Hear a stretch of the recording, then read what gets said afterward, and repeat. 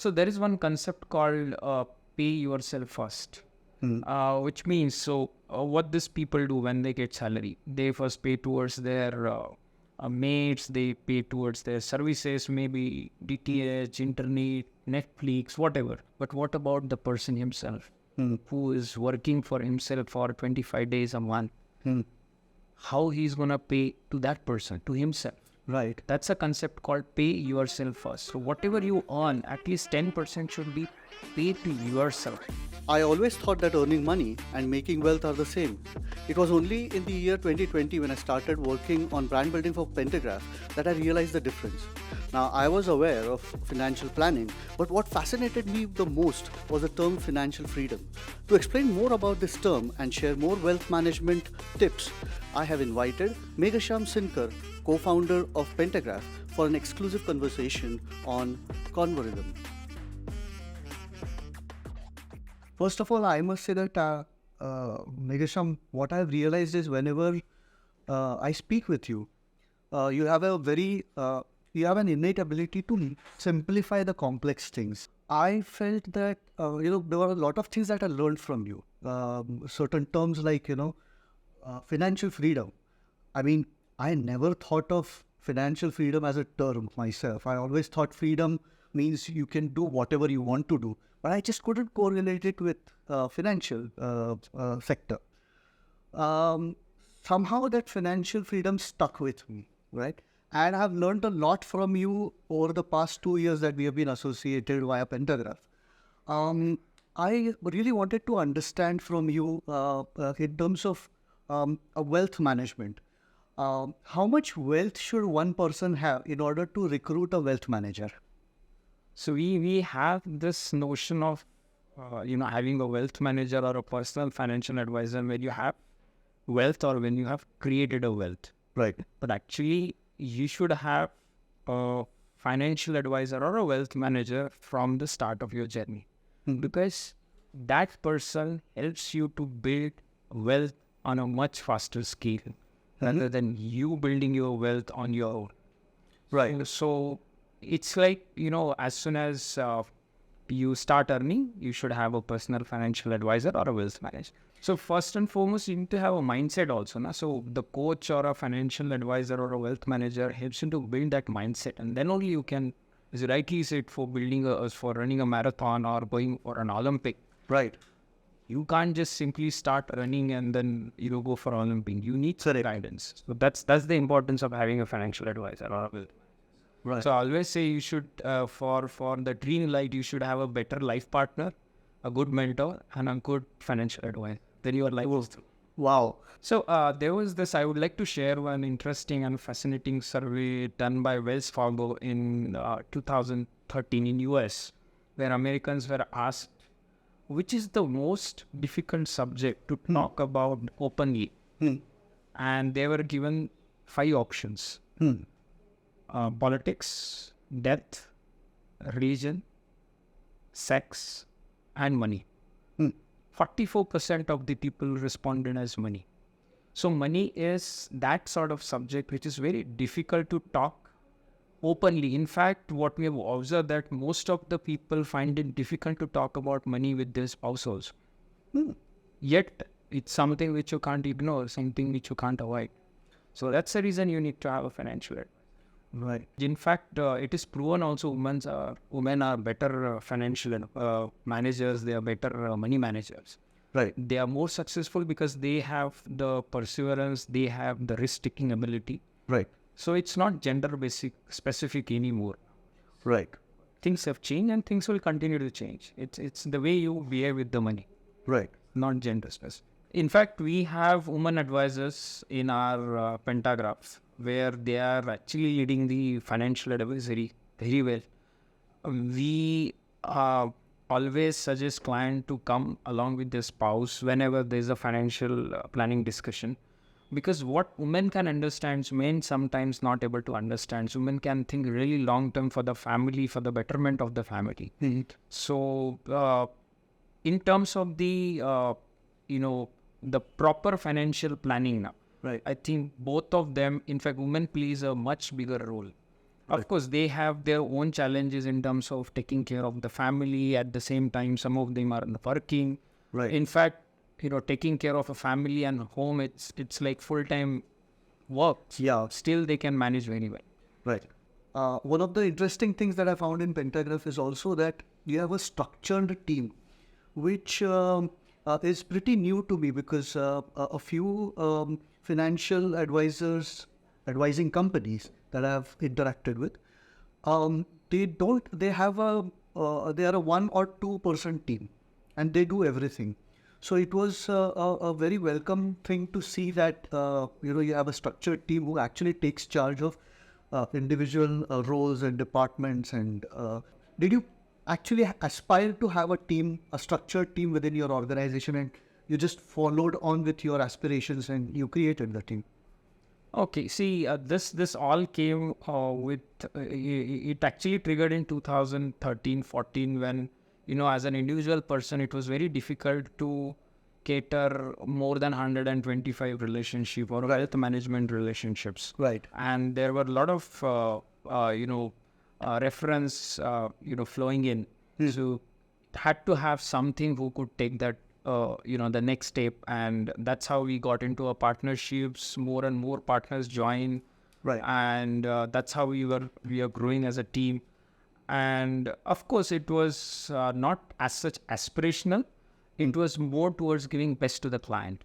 Right. We don't want to have a situation where one financial advisor managing 500 and 1,000 family relationship, because technically it is not possible to handle more than 200 relationship at the max. Right. So we wanted to keep it that way only. Whenever we all the advisor gets, let's say, a 200 relationship or 150 relationship, we'll have more advisors on board. Right. And that's how we want to grow. I wanted to check with you, how much money should one person have in order to hire a wealth manager?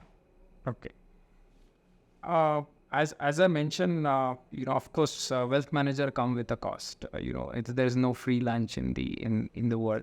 Right. So every financial advisor has their own criteria. So at Pentagraph we have a criteria where the minimum earning of a person should be 18 lakhs per annum. Right. Or else a wealth management portfolio of 25 lakhs. It is Right. just to have that segmentation. Okay.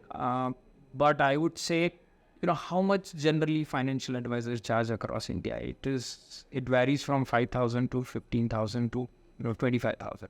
Right. I guess even if you start earning 2 lakhs, 5,000 is not that big amount to spend. Right. Because it's going to shape up the entire life for that person. Right. Financial advisor doesn't plan for a month or a two. It Right. plans for the entire lifespan. Right. It talks about the future planning, retirement planning. It's hardly any amount as compared to the salary. Yes, So if anyone who can afford 5,000 to 15,000 to 25,000, they should hire a financial advisor or a wealth manager. Right. I think these days in India, the starting salary for students who have just passed their graduation or post-graduation, people sort of earn in that range itself, Yeah. like 15,000, 20, 25,000, depending on which sector do they work in. Because IT sector has a completely different range of salaries. So what would be the first step? I mean, according to you, what is the first step for the person to start his journey towards financial freedom? So there is one concept called pay yourself first, which means, what these people do when they get salary, they first pay towards their mates, they pay towards their services, maybe DTH, internet, Netflix, whatever. Right. So all the services they are consuming, all the people working for them, they pay them their part of money. But what about the person himself? Who is working for himself for 25 days a month? How he's going to pay to that person, to himself? Right. That's a concept called pay yourself first. So whatever you earn, at least 10% should be paid to yourself. Right. And invest that money. Right. So that's the beautiful concept from the book called Richest Man in Babylon. Oh, Richest Man in Babylon. One of the oldest, George Clayson. Yes, one of the oldest book in personal finance, written in 1926. Right. And the first principle is pay yourself first. Okay. So I think that's the first thing any person should start doing, as soon as they start earning or start receiving a salary. Right. So my next question is, if I were to hire a wealth manager, how should I select a wealth manager essentially? See, nowadays SEBI has something called registered investment advisor, where you can directly approach. But in India, it is still at much nascent stage. The problem with financial advisor in India, anyone can become a financial advisor. So we have recently Fin influencer, having no background in finance, talking about finance, giving advice about finance. So you have to be really careful about it. See, you have to ask yourself, will you operate yourself by looking at YouTube? So it's just like, you can't just handle your money looking at YouTube videos and, going through some random advice. Right. The way people in India identify financial advisor, first you need to check around in your friends or family who is, availing these services. So if you get that reference, that's the best way, because you already have some testimony. Someone is actually been using the services of that financial advisor. Right. Then you can be rest assured. But even after giving that reference, you need to have some cross checks which you should do, like checking the qualification background, how long he has been doing it, whether they have a process in place, what sort of philosophies they have. And what exactly are they doing? So the financial advisor is a broad things, Right. It's not something defined by, government or any institutions. Right. A financial advisor is the one who talks about you and your life, and not about the markets and other products, because that comes later on. First, your goal, your lifestyle goals, your mandatory goals, your aspirational goals, that comes into the picture. Then understanding you, he defines or he comes up with the financial plan. Right. That is a right financial advisor. Right. So I think in India, there is still a long way to go to simply click on the website and get a financial advisor near your vicinity. Right. But yeah, currently the best way is to get a reference from your friends or colleague or anyone whom you trust. Right. And, meet that financial advisor and have your own judgmental part of it. Right. That's very interesting, because there are a lot of people who are into, insurance companies, especially insurance companies, or people who have got some success in stock market, or a chartered accountant. Because a lot of chartered accountants, they say that, I do financial investments and advisory as well. See, financial advisory is a full-time profession. So, of course, CA can be a financial advisor, but he should not be filing the taxes as his primary business or primary profession. Right. A CA can become a financial advisor, and if he's having his this as a primary profession, then definitely you can consult him. Right. But a lot of people still traditionally think that CA, talks about taxes, talks about money, so he is the right guy to approach for financial advisory. Right. But it's totally different. Tax filing, tax understanding is totally different than personal finance. And it is only in India. If you go in developed market, the tax consultant are separate and personal finance consultant are separate. They have different qualification requirement. They have different practice code. Right. Only in India, we still don't have that kind of, the codes and the regulations for a financial advisor. Right. Coming back to insurance companies, insurance management or a risk management, a stock management or a stock advisory is just one part of the entire financial planning. Right. It's not the financial planning. So, we would suggest not to, get into those kind of advisors, because they can talk only about their niche. So insurance guy will talk about how you can get into one single plan and achieve your all financial goals. Right. Similarly, stock advisor will talk about, no, you should trade and you should get into a stocks, but will not understand probably that kind of asset allocation, how much you need to put it into a debt, why you should put into a debt. Right. what are your short-term, mid-term, and long-term goals. Right. So the best way is to approach a proper personal financial advisors, which are qualified as CFPs, which are qualified as CWM, Chartered Wealth Management, which are qualified as a registered investment advisor, Right. even CAs for that matters, because personal finance is a part of that, a little bit of taxations and all. But yeah, of course, it's much more than only money management. It's about behavioral management. It's about expectation management. It's about understanding the psychology of a person, understanding the behavior of a person, his relationship with money. So it is much more than just doing some Excel formula or some kind of calculation in Excel. Right.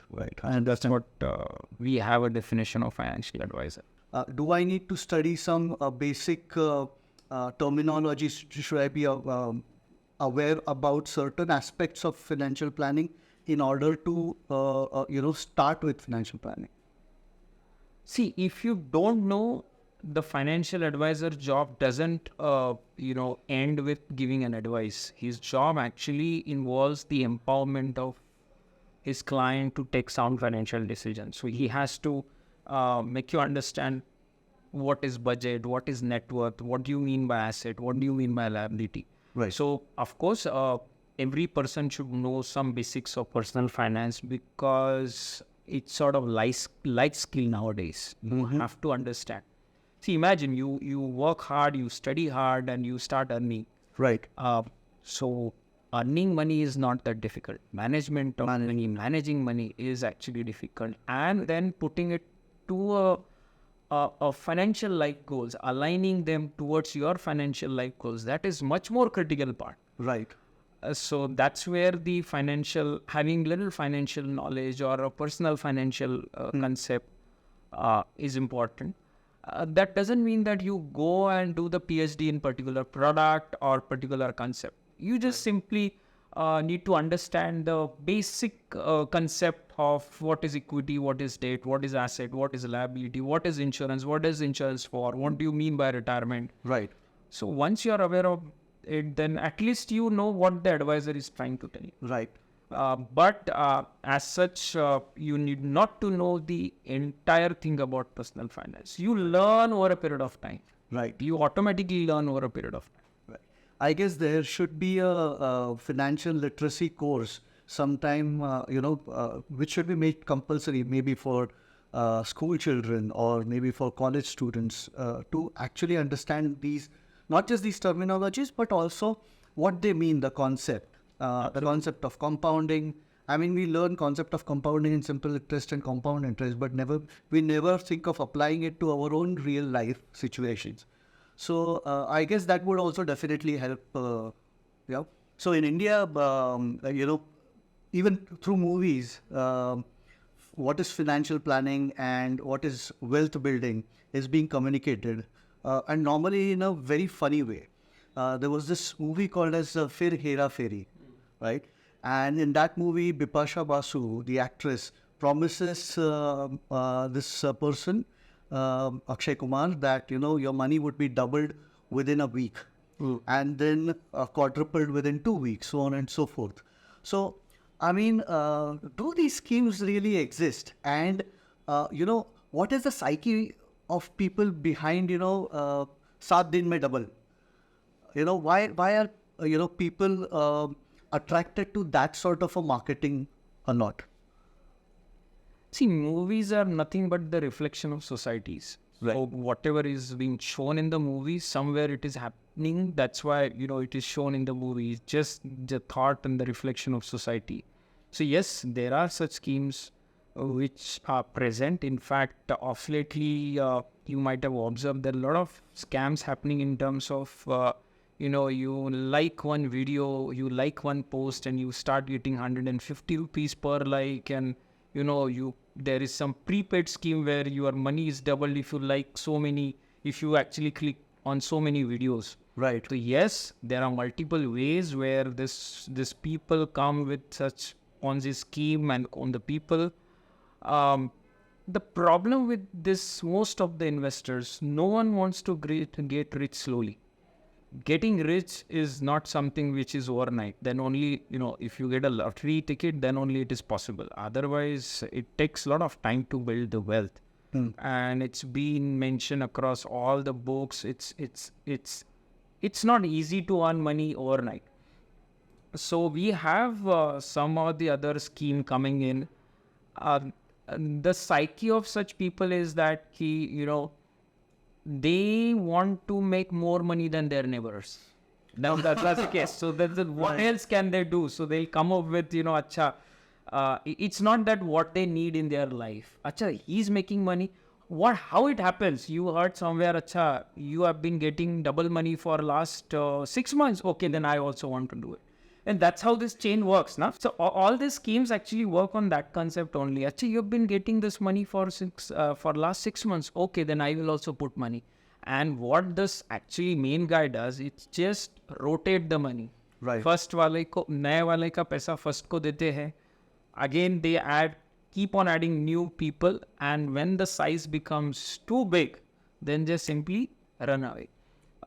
So the challenge of, again, that is where the concept of personal finance or basic understanding of personal finance work. Right. During COVID, we have seen many such scheme where the stock advisors or a stockbroker guaranteeing 10% per month return on the capital. So if you invest a lakh rupees, you start getting 10,000 rupees a month. So in a year, you get your principal back plus 20%. And there are so many people actually who fall prey to all such scams, whether it is crypto and stock market. So I always ask, I always tell all such investors who come up with any such, inquiry. So I always tell, sir, आपको नहीं लगता कि मुकेश अंबानी जी को पता चल जाएगा ये? तो वो तो पूरा का पूरा पैसा एक साल में डबल कर देंगे. If that's not true, why would that guy coming to you and not going to Dhirubhai ji, Mukesh ji as well as Tata ji's? Right. Why they are not going there? They are coming to you because that guy knows that you don't know that money can't be just double in 6 months or 12 months. If tomorrow all of a sudden all Indians and NRIs, if they start investing in Indian markets, how do you think that would impact the Indian economy? See, economy is the collective production of all services and good. That's what we called as a GDP. And the way GDP is going to increase, we'll have more funds coming in. And we have experienced in last entire 12 to 18 months where FII, that foreign investors, actually pull out the money, whereas Indian investors actually kept the faith and keep investing money there. If, let's say, people come and, invest more and more into equity, as of now, the data says only 6 to 7% of household income is getting invested into Indian equity. So we are just at nascent stage. If you compare it with the developed countries, so in US, 90 to 95% of personal holding, household savings are invested into a capital market through mutual funds and stocks. Wow. So we are a long way to go. I think, yes, more and more people should come and invest into a stock market. Right. Whether it will go up or not, it's just the function of demand and supply. Even if you are investing, but there are some other person pulling out money, market will just stay there. It's a simple demand supply. Right. So it's not going to impact that much till the time we reach to 50 to 60 or 70% of the household saving going towards an equity market. Wow. Okay.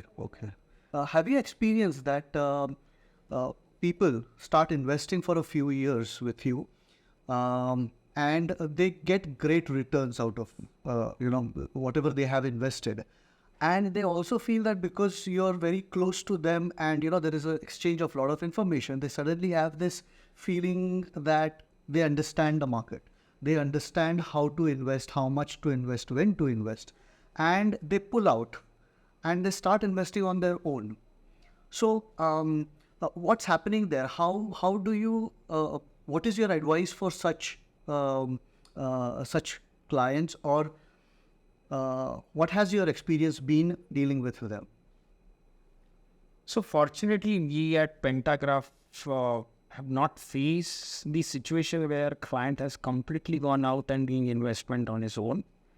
But yes, there was this funny incident happened during the COVID period, where the client has been, taking the advice for last 10 years, and very little knowledge about stock market, never ever invested or tried on his own. Right. And all of a sudden, he decided to open the trading account and start trading all of a sudden. And fortunately, he made return as well, because market was one directional. Then he thought, "Acha, this is the easiest way to make money. Why can't we invest more? Why don't you suggest more and more stocks, more and more direct equities?" So yeah, we faced this, and then we said that, "Sir, it's not that easy, or it's not a part-time job where you spare just 1 hour, understand the stocks, and then invest. Right.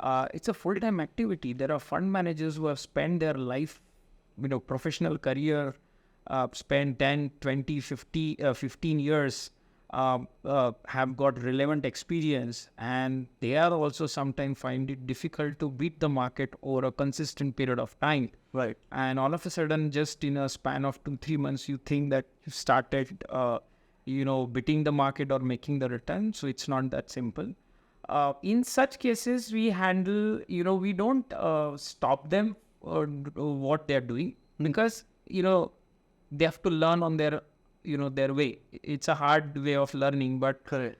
it's a money, so it's very close to their heart. If you straight away stop them by doing it, they may feel offended. So we generally follow the process. Okay, you start doing it. Let us compare how you are doing it, and don't judge yourself for 2 to 3 months or 6 months. It's a long-term game. Right. We'll see after 5 years, 6 years how things are, and then we'll take a call. Right. But I have observed this thing with couple of my friends, French advisor who are in this business, where their clients have completely gone away. So there I feel some sort of, that kind of trust is not getting built, that the client is, going on its own. He should always consult, this is what I feel. What do you think about it? Shall I do it? Right. Of course, it's his money. You as an advisor, you can tell him, okay, this is what you should do, or you will not do it. It's just like, you imagine, doctor is prescribing a medicine and the patient is saying, "नहीं ना, ये ना मैं दोपहर का नहीं लूँगा, शाम का ही लूँगा. अच्छा, ये ना ऐसा वाला मत दो, ये दूसरा वाला गोली दो." It doesn't happen, but in money it's happened. So Yeah. people want to try their luck, try their hands in money. So you can't just stop them. Right. And once they realize, then it's good for an advisor also, that relationship becomes stronger. Transparent, Because yeah. they realize the actual value of an advice or an advisor. Acha, it doesn't work the way I think. That's the realization happens at the client level. Right. So in a way, it is good. Yeah. Does branding also have a role to play in this sector? So initially, I thought branding means creating or having a logo, marketing material, brochure, colorful website. But as I grew in team size, client side, I realized your brand is actually the identity of your entire business. It demonstrates your values. It defines your reputation, your personality. So, it says now character is who you are, and reputation is what world thinks about you. Right. So reputation builds the brand, and people trust the brand. That's the beauty. People trust the brand. Right. And trust is the basic or a main foundation in our business. Right. So actually, brand helps in building that trust. It is the important part. And as you grow, I realize having a brand helps in having consistency in communication across the channel partner, business partner, clientele, staff, all the employees. Right. It actually gives you, a brand actually gives you a sense of ownership, Right. sense of belonging, sense of commitment. Right. So, of course, in our industry, brand is very important. But it builds over a period of time. You can't just simply create one logo and you think that's now it's my brand and you start getting a clients. No, it doesn't happen. Great. You have to make a consistent effort to communicate why you do what you do. Correct. I guess in those terms, brand building and wealth building are kind of very similar, that it's a game of patience. Game of patience, game of power of compounding. Game of power compounding. Wow, well said. And what's the difference that you found before branding and after branding? Was there any shift in the kind of clients that came to you, or was there a compound effect in your business that happened after that?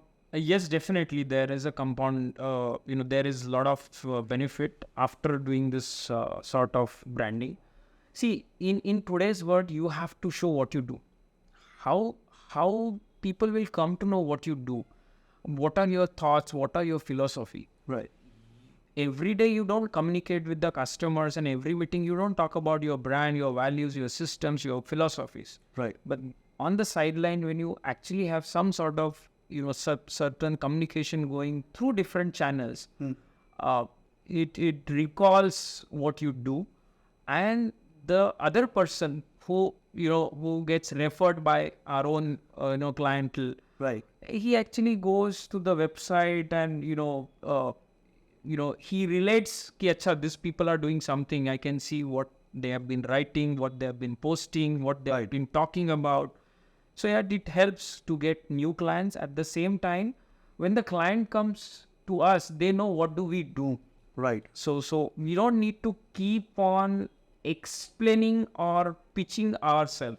Right. That's the benefit. Makes your job easy. Yeah, it makes our job easy. Yeah. Because I always believe that, when you are not a brand, you are actually hard selling your products.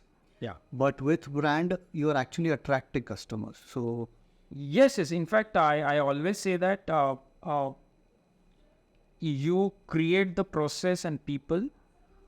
Those people and processes create a brand. And once you create a brand, you don't sell your product or services. Your client starts selling yourself, your product and services. Right. So that's what probably I would like to put it in words. great, wonderful.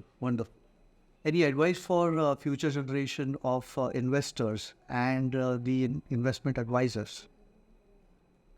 First, I'd like to cover the advisors because that's something I'm into. Of course, there is nowadays, you don't have to talk more on the product or a concept because it's all available on the YouTube or on Google. Right. It's more about understanding the clients. You have to show empathy towards the clients. You have to think, you have to put yourself in the client's shoes and think and then advise. Right. So it's not just doing some calculation in the Excel sheet and giving you a 1-page report or 60-page reports. Right. It's much more than a normal plan. Because whenever you talk about money, it's you talk about feelings. Yeah. That's somewhere I feel that the future advisors have to beat this part of it, because tomorrow you have machines advising, you will have AI advising. Yeah. They'll have everything, but what about emotions? That's only human have. Right. So I think that's where you'll have to have a emotional connect with the clients. Right. In terms of investors, I guess for them things are going to be very difficult because you will have thousands sort of products available in the market. There are thousands online advisors. Everybody is now talking, nowadays even kids also start advising the parents because they have certain workshop in the school or a college, or they, talk, Right. they see some video and then talk about, investing. So it's going to be very critical for the investor as well. I think investors should focus on what they want from their financial life and align their financial resources to their financial goals. Otherwise, यही होगा, नेबरर के पास इतना है तो मेरे पास इससे ज़्यादा होना चाहिए. And actually there is a study. So if a person's salary is increased from 80 lakhs to 1 crore, he will feel happy. But the moment he comes to know कि अरे मेरे नेबर का तो 1.2 हुआ है, then he starts feeling sad about it. And it's a fact. That's it's a relative term. Right. I think the investors will have a difficult time, in coming days. Do you think financial literacy and explaining the basic concepts of how money works, how markets work, how investment works, would that help the the younger generation to, be smart investors in future as well? Of course. In fact, recently Government of India did some study on financial literacy, and they found that only 27% of the Indian population are financially literate. And of course, I feel it is much lower because they must have done some sampling in metro cities or something. But if you go to the village, Right. there's it is much lower than 27%. And having that financial literacy definitely will help. We have to make more and more efforts in giving the financial literacy to the society. In fact, we at Pentagraph keep doing these sessions on building the healthy relationship with the money. Yeah, Pentatalk series, right? Yeah, Pentatalk series. And then we, individual as an advisor, keep visiting the organization, schools, colleges. I think you visited Symbiosis about 2 weeks ago. Yeah. So I visited Symbiosis the other day. Anil, one of the partner, did a session on personal finance in IT company, size of 1,000, 2,000 employees. Wow. Yeah. Then on a Women's Day, one of our partner did a excellent personal financial planning subject talk on to the scientists and so on. So we keep doing this on a monthly basis. Apart from Pentatalk Knowledge Series, we go and visit the organization and spread financial literacy. Right. I think that's a very noble work, and that's probably the step that you're taking towards building a lot of billionaires in India. So congratulations for that. Thanks. So thank you so much for this session. It's been amazing talking to you again. Every time I connect with you, I think I learn something on the personal front as well as on the professional side. So thank you so much for taking your busy time out and meeting us here. And we'll surely catch up again very soon. Thanks, Manish. Thanks for having me here. Thank you. My pleasure.